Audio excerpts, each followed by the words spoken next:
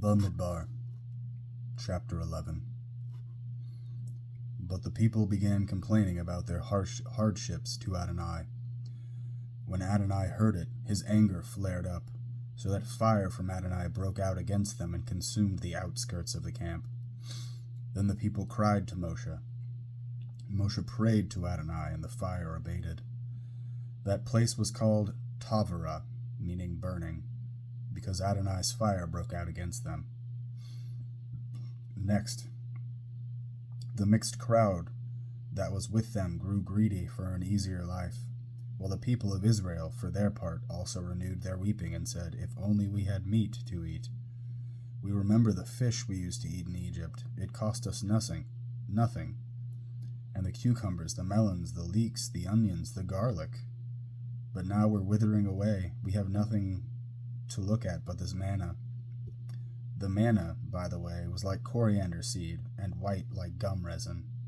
The people would go around gathering it and would grind it up in mills or pound it to paste with mortar and pestle. Then they would cook it in pots and make it into loaves that tasted like cakes baked with olive oil.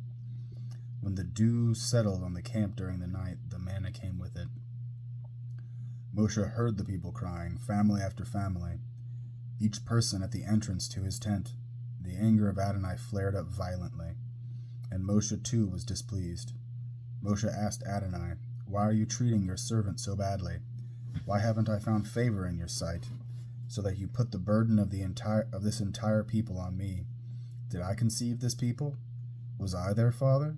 So that you tell me, carry them in your arms like a nurse carrying a baby, to the land you swore to their ancestors?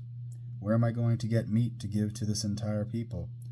Because they keep bothering me with their crying and saying, 'Give us meat to eat.' I can't carry this entire people by myself alone.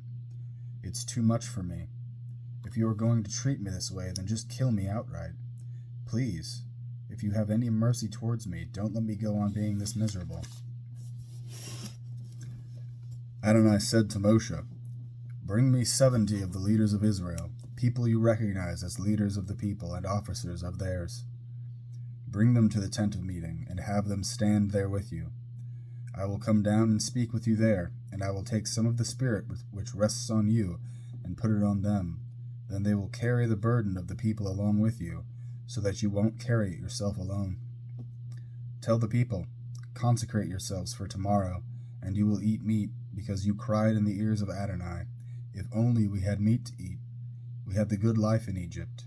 All right, Adonai is going to give you meat, and you will eat it. You won't eat it just 1 day, or 2 days, or 5 or 10 or 20 days, but a whole month, until it comes out of your nose and you hate it, because you have rejected Adonai who is here with you, and distressed him with your crying and asking, 'Why did we ever leave Egypt?'"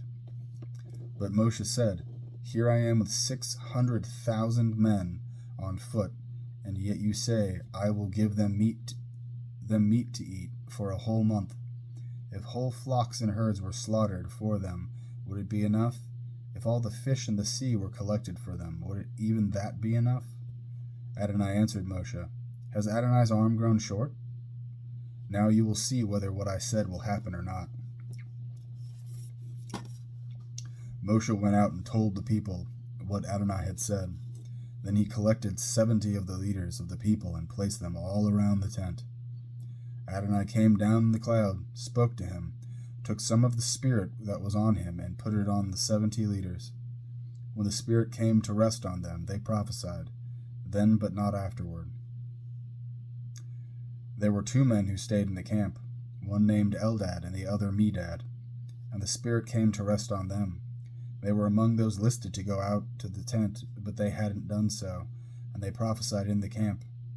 A young man ran and told Moshe, "Eldad and Medad are prophesying in the camp." Yehoshua, the son of Nun, whom from his youth had been Moshe's assistant, answered, "My lord Moshe, stop them." But Moshe replied, "Are you so zealous to protect me? I wish all of Adonai's people were prophets. I wish Adonai would put his spirit on all of them." Moshe and the leaders of Israel went back into the camp, and Adonai sent out a wind which brought quails from across the sea and let them fall near the camp. about a day's trip away, each side of the camp and all around it, covering the ground to a depth of 3 feet. The people stayed up all that day, all night, and all the next day, gathering the quails. The person gathering the least collected 10 heaps, and they spread them out for themselves all around the camp. But while the meat was still in their mouth, before they had chewed it up, the anger of Adonai flared against the people, and Adonai struck the people with a terrible plague. Therefore that place was named Kivrat Chatava, which means graves of greed, because there they buried the people who were so greedy. From Kivrat Chatava the people traveled to Hatzerat, and they stayed at Hatzerat.